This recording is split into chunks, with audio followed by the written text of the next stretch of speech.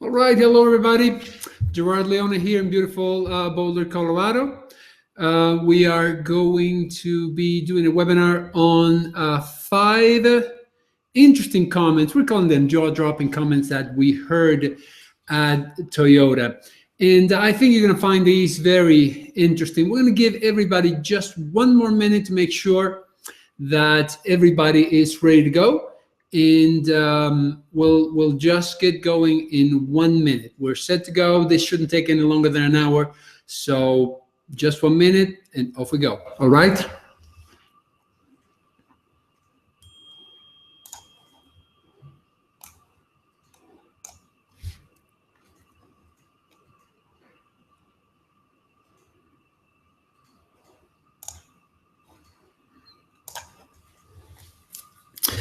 Okay, I have my presentation ready. You hear me all right, Ian? What's that? You hear me all right? Volume coming through okay? I'm still getting into it. I had the wrong one set up. All right, people coming through, people coming in. Quite a few of you already there. Sounds good. And if you can hear me, please go ahead and if you look at the at your screen, you're going to notice on the right side there is a chat box. So if you can hear me, go ahead and type yes. So we give it a quick test, and we're going to get going in just a few seconds. All right.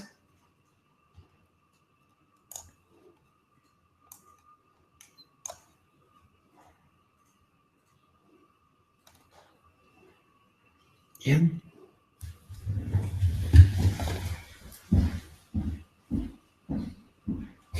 Where's the screen share button? Screen share button. What is that?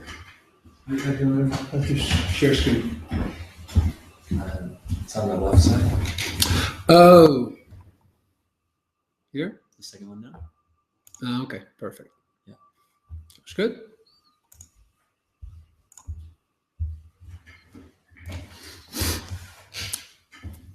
Okay, then, let's get going. Hello, everybody. Gerard Leona here from Boulder, Colorado. And we had a lot of snow in the last couple of days. And as you can see, the sun's coming through the back window here. So today we're going to be talking about five interesting comments we heard at Toyota. And where those come from are primarily from some of the Q&A sessions that we have with Toyota managers when we visit with them, and we have students. And normally what we do, especially on day 2 and 3 of the class, the folks at Toyota are always very kind to come over during lunchtime and do Q&A sessions while people eat, and they answer questions for well over an hour. So those lunches sometimes take a little longer than we, the instructors, like, but it is very good for the students. So without any delay, we're going to go ahead and share with you those interesting comments. And let's go ahead and share screen. Hopefully everybody can see. Ian, are we coming along? Are we coming along all right? Are we coming across well? Hang on. Select the share screen and then select the Oh, individual. select. I'm sorry, Yeah. I select the wrong screen. Sorry, folks. So here we are. So let's take a look at these comments that we heard at Toyota. Now, these comments, as I mentioned before, come primarily from these conversations with Toyota managers. And some of them came within the context of answering questions during lunchtime, and they are primarily related to culture and how they develop their own culture at Toyota. Let's jump onto the first one. By the way, a couple of things for you to know is that we're going to have 2 bonus offers for you. One is going to come through at midpoint in this webinar and the other one at the end of the webinar. So stick with us, and I think you will be rewarded for sticking with us. Listen to this first one. And this was an answer that came through, or that was given by a Toyota manager to a question that was asked during the Q&A session. And this was the comment: our managers don't do their jobs. So, they have lots of interesting comments at Toyota, lots of internal phrases, and we'll share with you a couple of them. But we were surprised to hear this one, because in a company where standard work for leaders is such an important aspect of what they do, standard work for leaders, such an important aspect of what they do, we were very surprised to hear this one. They don't do their jobs? What's that mean? So first, let me ask you, do you practice standard work for leaders at your company? Take a look at your chat box on the right-hand side of your screen and just give me a quick yes or no. We'd like to make sure that we stay in touch with you. Do you practice standard work for leaders? Meaning there is a percentage of what managers do that is actually standardized. Do you practice that? Yes or no? And while you answer, as I mentioned, there are many colorful comments that you will hear at Toyota. One of them, when they show you their control room on the floor, which they call a glass house, because it has all glass sides, plexiglass sides. So employees, associates can see management holding their meetings there. They say that when someone gets promoted to a management position, it comes with a box of crayons. So that's one of the colorful comments they use. And what that means is that when you go to the control room, your daily charts are all manually updated every day.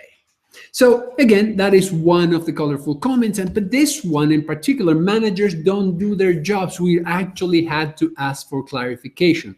And this is a way they have of saying we always promote from within. That is the way they have of saying we always promote from within. And again, I'm not telling you this is what you should do. It's what they do, and it works very well for them. As a matter of fact, if you join us in March, when we hold the first class of the year at Toyota, we're going to have 4 classes this year at Toyota. The first one, line design, in March 8th through 10th.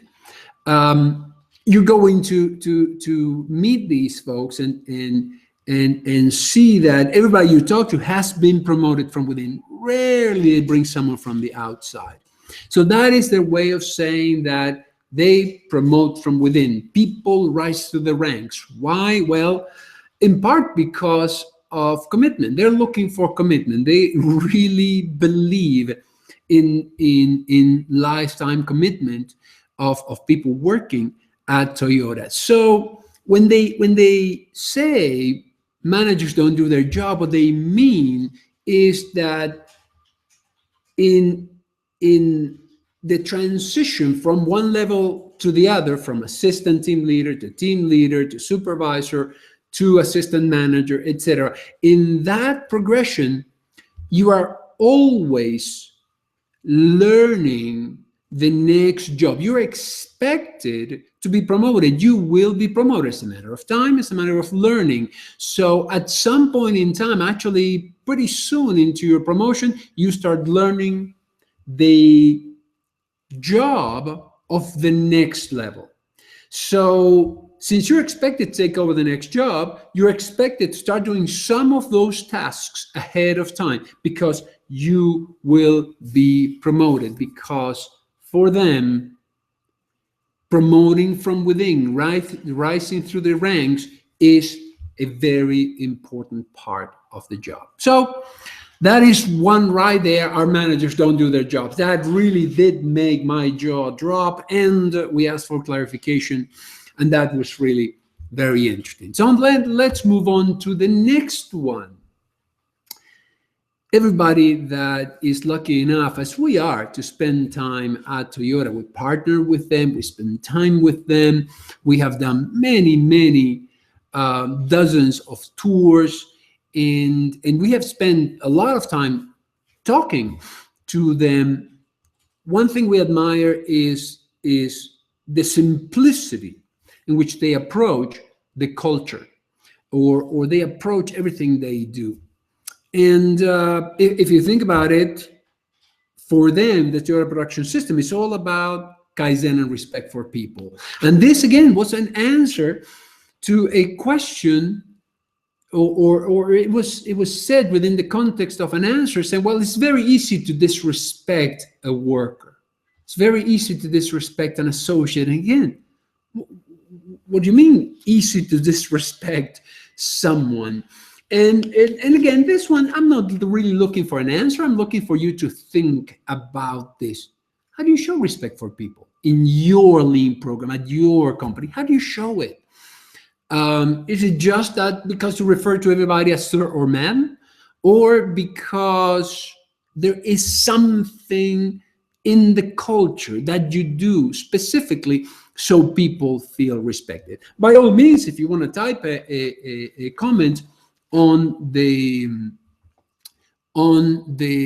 comment box, by all means, I will take a look at it and I'll make sure that we comment on this. So, how do you show respect? How do you show respect? And let me tell you what they meant by this. Very easy to disrespect a worker.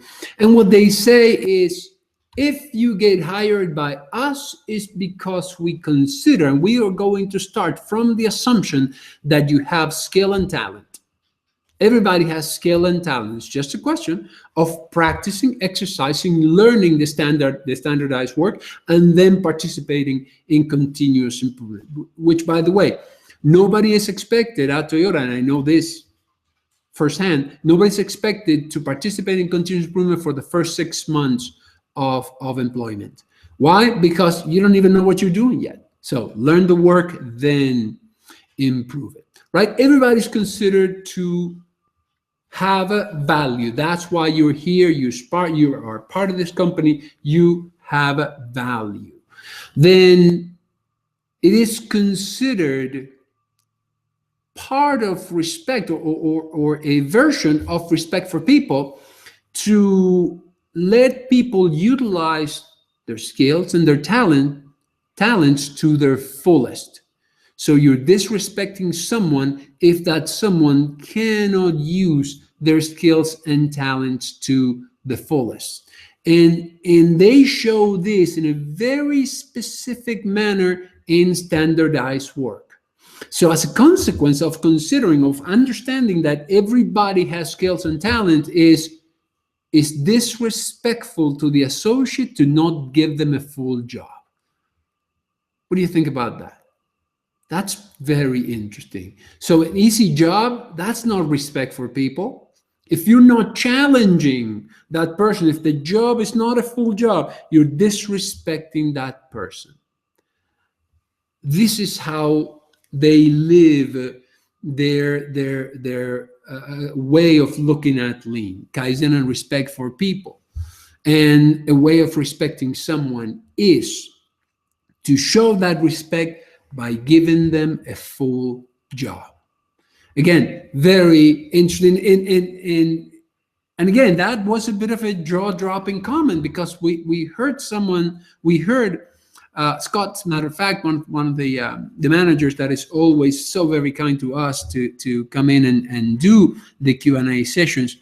And he said, oh, so very easy to disrespect a worker, that we had to ask for clarification. As a matter of fact, we had this discussion at dinner with him, and it was very enlightening. Again, that's how they live lean, by Kaizen and respect for people. And one way of showing respect for people is by making sure that everybody has a full job.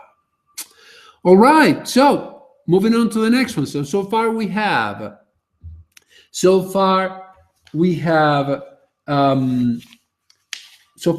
our managers don't do their jobs, and it's easy to disrespect a worker, easy to disrespect an associate. And how about this one? Our associates, our workers, don't look at their work instructions. What do you think about that one? Our associates don't look at their work instructions. And again, that was one that, again, made us stop for a second and ask. And actually, this is something we do teach in the mixed model line design class. When we talk about work instructions, specifically graphic work instructions, we always have a bit of an issue with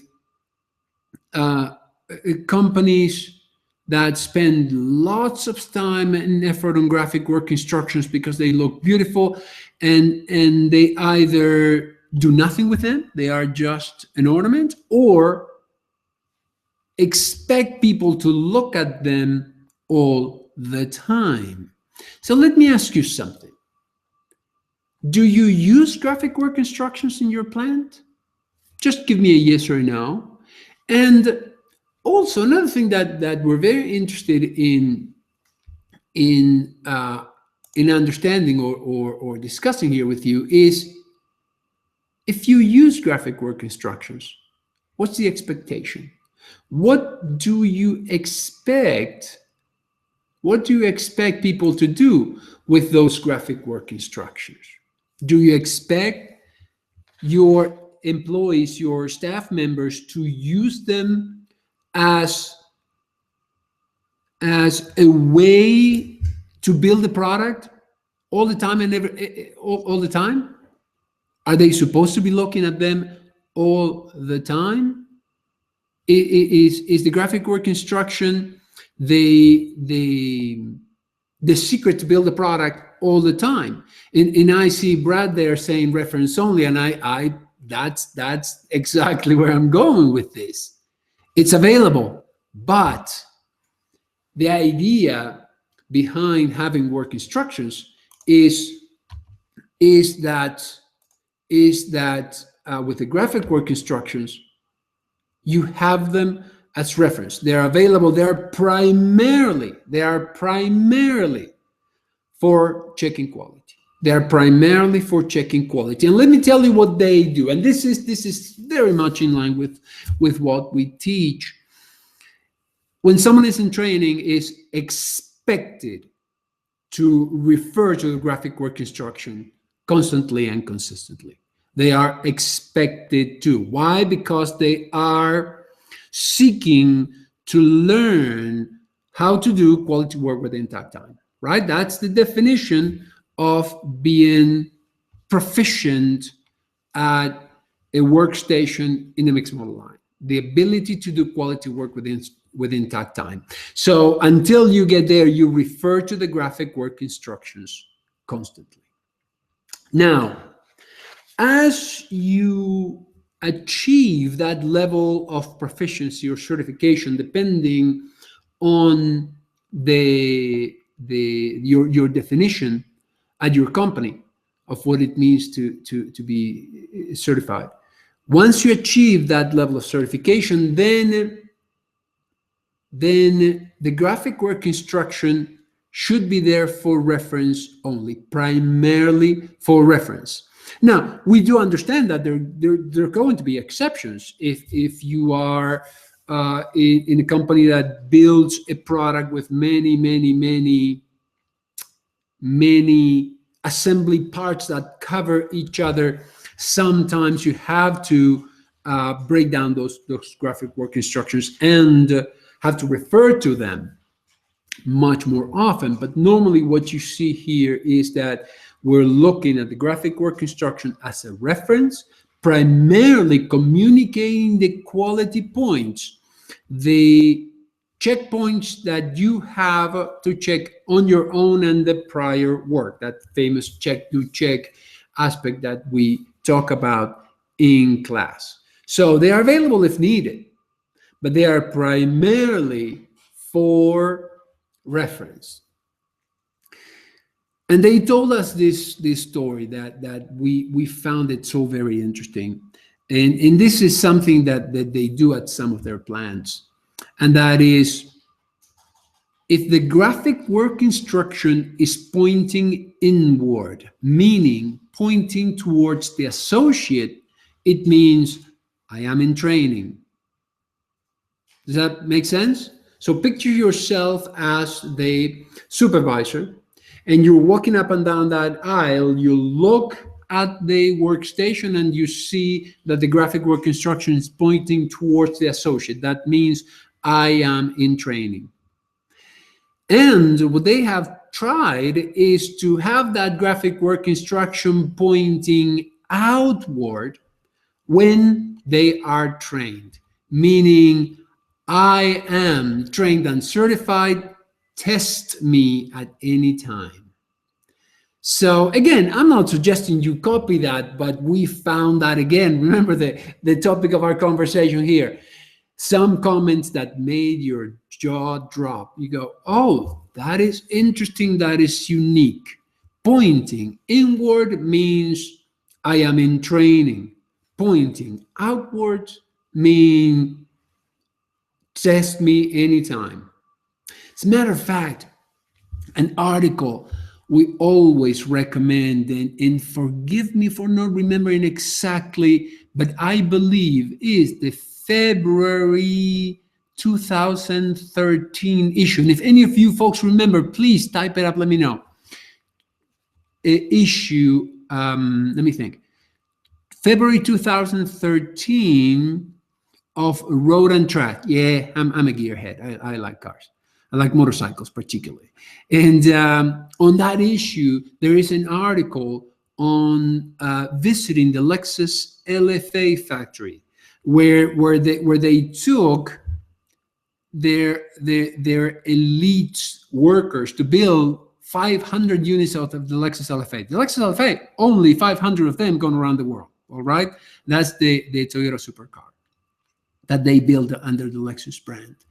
And in that article, there are some beautiful mentions of Kaizen, and also they show you some of the graphic work instructions.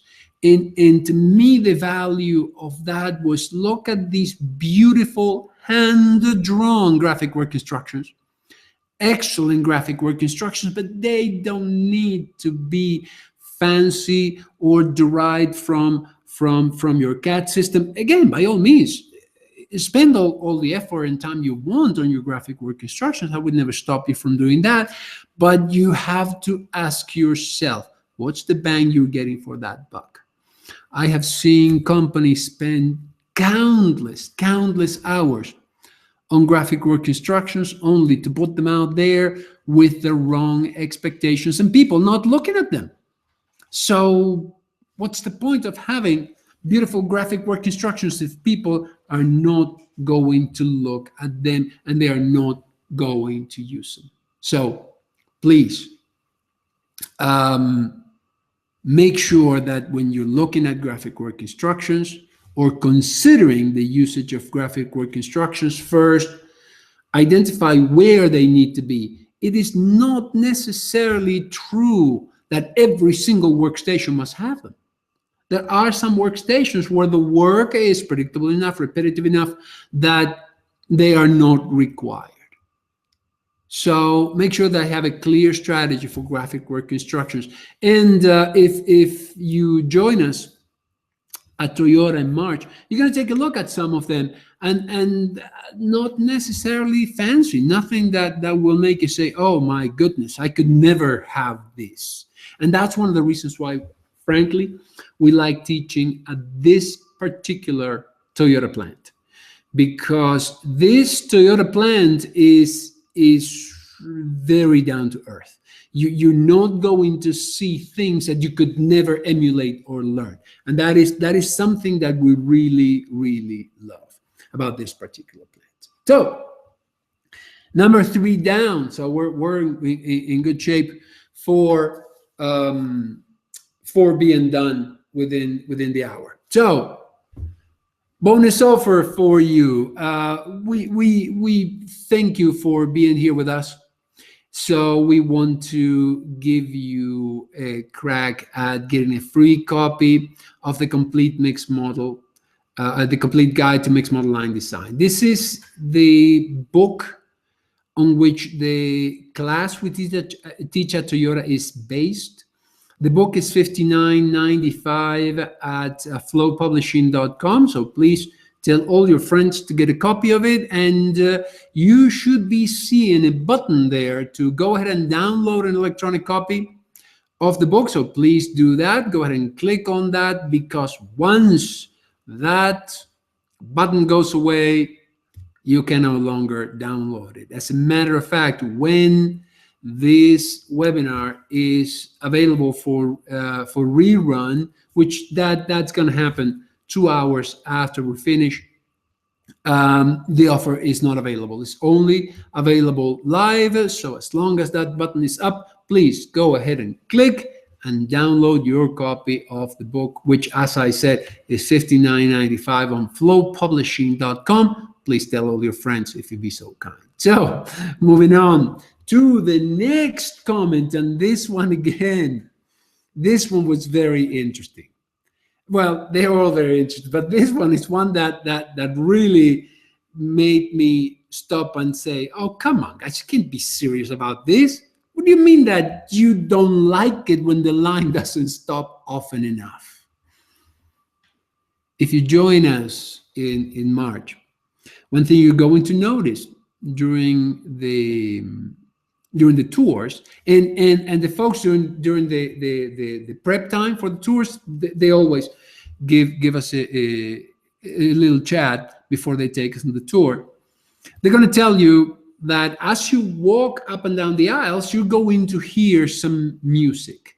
Now, that music is annoying, is awful music on purpose. Every section of the line, every team gets to pick a song. That song, again, they want it to be annoying. Why? Because when the line stops, when you pull the cord, the song starts playing. And that time, from the moment the song starts until the moment that song ends, that is the time it takes to bring the line back up. So they want to make it annoying. It's, again, something to bring a little levity into their daily lives. So it stands to reason that you don't want that song playing, right? You don't want that song playing. You want a completely silent plant. But we're out there, we're taking people on tours, and myself, I've been on that plant many times, walking around, looking around, and music is playing everywhere. So I actually had to ask one of our hosts, Tom, very, very kind and generous fellow in the way he shares all the secrets. Tom, what's going on? Why is it that the music is playing all the time? And the answer was that if the line doesn't stop often enough, we get nervous. As a matter of fact, somebody else told us, no problem, it's a big problem. So let me ask you, do you use any method to stop the line at your plant? Is it okay to stop the line at your plant? I would understand that those of you in the process industry would say, hey, listen, that's not an option here, right? But do you use any methods to stop the line at your plant? So again, we're walking around, we're hearing the music, and the music is playing, and we're hoping for a silent line, and they tell us, nope, the line is not going to be silent because we want that music, because we want to see that the line stops. So what does that mean? Well, what are the conditions under which a line stoppage is acceptable, right? What are the conditions that would make you stop the line? If there are questions of quality, if there are questions of material being defective or not being there, if there are questions of the standard work being incorrect or confusing for normally a launch, or if there are issues of safety. Normally, these are tracked, and we want to see those being tracked. And it's not that they want those numbers to go up, but they start looking closely if those numbers go significantly down. What does that mean? Well, they're concerned with complacency. That is really what they're after. They're complained. I'm sorry. They are concerned with complacency. And if people are not looking close enough, that means then that we may have an issue of people, operators getting sloppy, not being challenged enough, and that becomes a concern. And this is something we have seen at many of our client plans, that over time, that you see, normally what you will see with a line design, with a mixed model line design, is that picture a step function in performance. That's normally what you see. You're operating at a certain level of performance, and when you bring the line live, there will be a jump in the form of a step function in that performance, either in productivity or quality or time to market. You will see that. Now, that's where Kaizen comes in. If you don't do anything about that, if you just leave it at that, what will happen is that some old habits will come into play and people will go back to what they know, and you will start seeing you will start losing some of that performance. That's why Kaizen is so important. So the big gains do come from line design, do come from the big projects. Then the small projects, Kaizen, are going to help sustain that and push it very, very little upwards, moving in that direction. But sometimes we do see people saying, well, this line design was great. We're very happy. We achieved all these benefits, and we forget about it. That's when you start seeing things like, well, we set up a FIFO lane for, pick a number, 10. Well, and then the numbers begin to creep up to 12, to 14, to 18. And as you know, inventory, for example, is going to start masking problems, right? And then there's going to be some issue associated with the quality of materials or the quality of the work, and inventory is masking those problems. That is one thing that if that inventory wasn't there, you would see a line stoppage, and a line stoppage from that standpoint reminds you of the need for continuous improvement. So keep that in mind.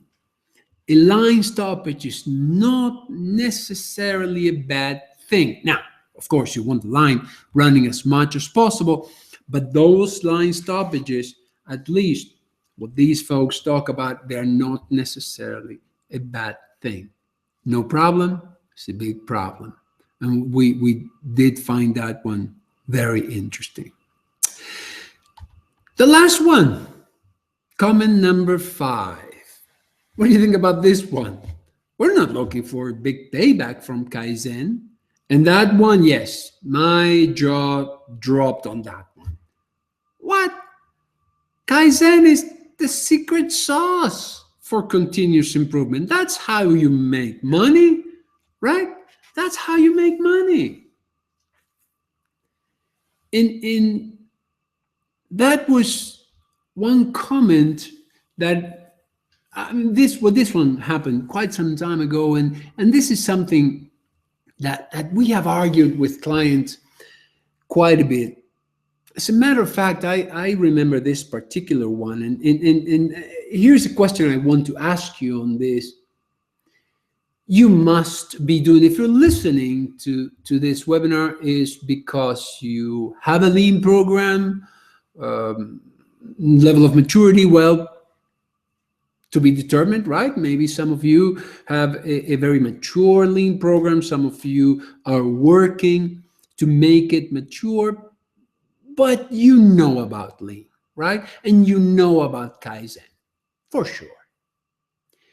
And let me ask you something. When you evaluate Kaizen, is dollars saved the main metric that you use to measure your Kaizens? I'm talking about you. I'm not talking about in general terms. No, there isn't a right answer. But I will tell you one argument that I have had with clients, and they were telling me, this is one of, by the way, one of my hospital clients. They were telling me with some degree of pride, well, no Kaizen is approved here unless they demonstrate that they are saving a certain number of dollars.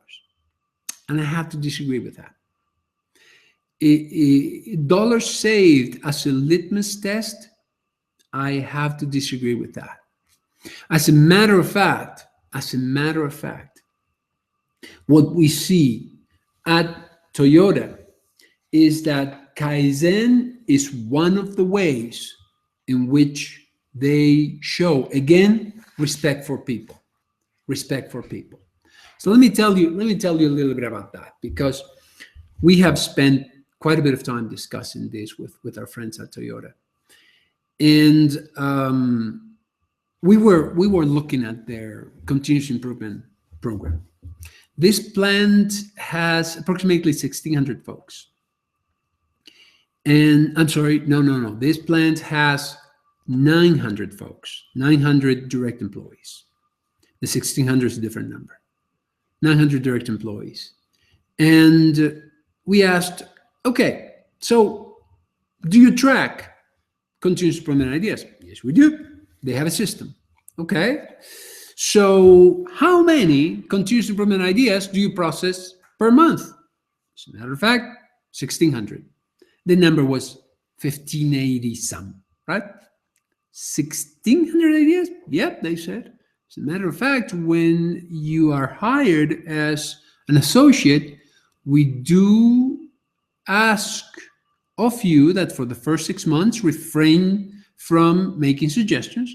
And after you learn your job, please make an effort to give us 2 suggestions a month. Well, we don't always get to that, but we are at around 1,580 some. So I'm rounding to 1,600.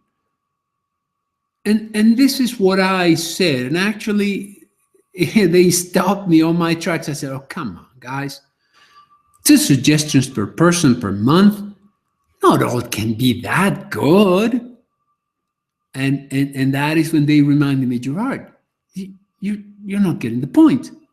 I mean, what? You're not getting the point.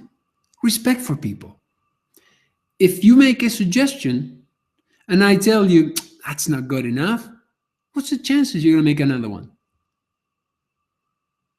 The main goal of Kaizen at our plant is engagement. Yes, we do get some great ideas, and mixed within the idea that save a couple of dollars, the $1 million idea will come. But we're not in active search of the $1 million idea. We're looking to engage the employees, to make them own their own process, to make them own their processes. Because in that way, they are constantly making suggestions for improvement, and that big improvement is going to come. So, as a matter of fact, they have numbers that prove, that show a 90% to 10% ratio of line design to Kaizen.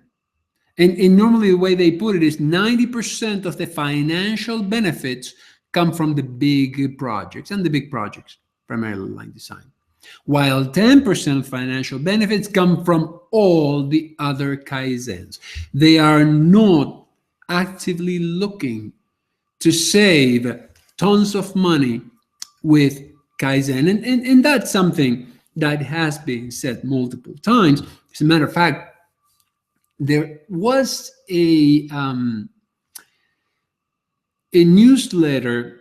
Do you remember that when Dr. Womack used to send letters from LEI before he retired? One of the last ones was a bit of a mea culpa with respect to Kaizen. He said, well, I may have been misleading you folks with this idea of Kaizen, because Kaizen, there is no way to Kaizen a bad line.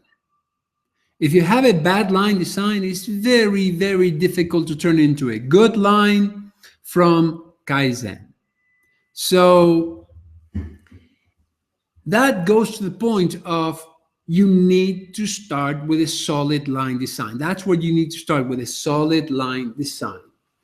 And from there, you continue with Kaizen. So a big important part of why to do Kaizen is engagement, employee involvement. That is an employee development. As a matter of fact, another thing you will hear from the folks at Toyota is that Kaizen is sort of a training ground for people to later participate in the big projects, meaning line design. So you learn to save the small problems, so then you can participate in the solution for the big problems. Mixed model line design. That is where the substantial money, the big financial benefits come from the line design. As I said, again, picture a chart measuring performance over time, right? Your x axis is time, and pick any measure of performance. At some point, when you bring the line live, you will see a step function in improvement. From there, from that point is where Kaizen takes over, and you start making small improvements. And it doesn't matter how much money, well, it doesn't matter. It does matter how much money they save you. It's always welcome, of course, to save money, but focus on engagement. That's really where the long-term sustainable benefits are going to come from: employee engagement. Now, with all that, last time we did a webinar, we went over the hour, so I'm very committed to finish within the hour on this one. So we're going to start wrapping this up. We only have a couple of minutes, a few minutes left, and we want to make sure that we have a chance to answer any questions that there may be. So if you want to see it in action, we are teaching mixed model line design workshop in Columbus, Indiana. This is the plant where Toyota makes their fork trucks. It's called Toyota Material Handling. Beautiful plant. They let us use their facility there. The only drawback is that we do not have a very large classroom. They let us use their amphitheater, and it only sits 32 people. Class is filling pretty quickly. So if you're interested, I'm going to ask you to react to this offer. The class is focused just on line design. That's all we're teaching, line design. We don't even touch materials management on this class. Line design. Materials management class is the next one we're teaching, I believe, in May. So this one, just line design, a roadmap for designing and balancing a mixed model line. It includes 2 tours. We do on the morning of day 2 and morning of day 3. We do tours with Toyota managers. And then on lunch, day 2 and day 3, we have as guests 2 members of the Toyota management team that come in and answer questions that are specific to Toyota. What happens many times is that folks ask during class, during the lecture sessions, or during the hands-on exercises, they ask very specific Toyota questions of us, of the instructors, and we're happy to give you a short answer, but it's much better if you get the answer from someone who lives there and lives the culture every day. So we do have the tours and the Q&A sessions. We're still within the early bird period, and that discount is $300. But for attending this webinar today, take a look at that next to last bullet that says use discount code webinar 0211 for just 1 week. You, for attending this workshop, this webinar, can get a 35% discount on the class. So please sign in, write down this code, go to our website and sign up for the class. I think we have only a few seats left, so do take the time to sign up for the class. Last, I would like to ask of you if you would be so kind to give us some feedback. We're doing webinars because we want to make sure that we spread the word of mixed model line design. We engage folks, and we want to hear from you. First of all, just give me yes or no if you did find this webinar valuable. And again, this was not about tools. This was about just telling you some stories from our travails and our visits to Toyota. So please give me a yes or a no on that one. And if you have a couple of minutes later, just let me know if there are any other topics that you would like us to consider for our webinars. We're always interested in making sure that we're providing value to you. You know,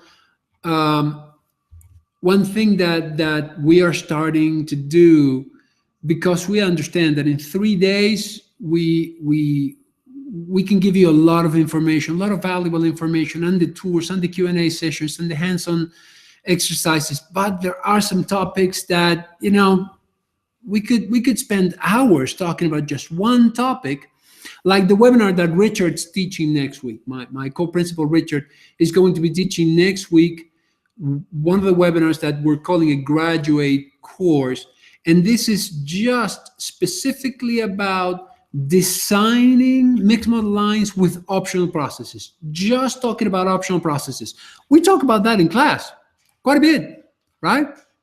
But we don't have an entire hour to talk about optional processes, right? If not, the class would never end. So next week, we're doing the workshop or the webinar only on optional processes.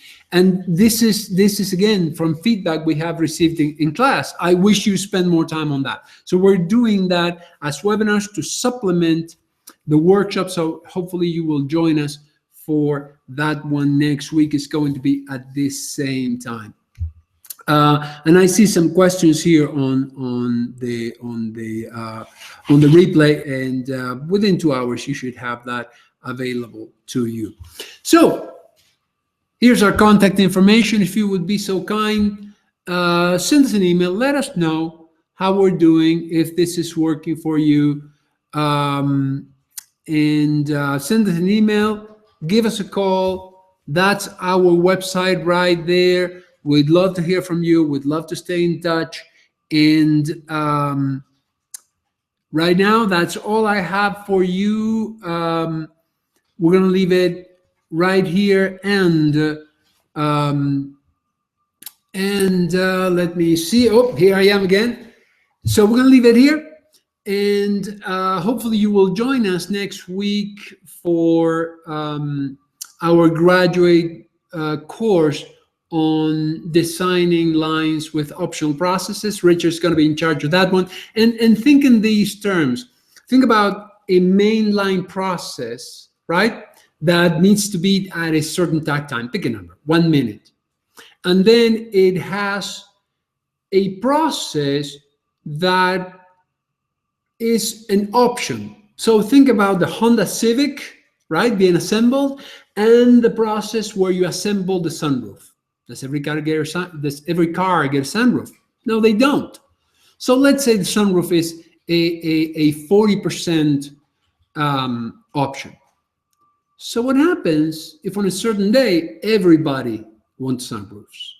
How do you deal with that mismatch of takt times? This one beats at 1 minute. This one beats, pick a number, at 2 minutes.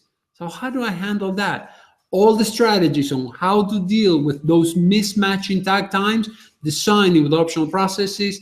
Next week, we do talk about that in class, but we just don't have the full 1 hour to spend on that. And we're going to continue with graduate courses like that as we go. So hopefully you will join Richard next week. Next week, it's not going to be me. I need to be at a client side designing a line. So look forward to see you folks.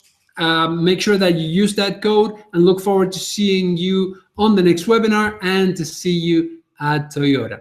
Thank you all. Gerard here, signing off. We'll be in touch.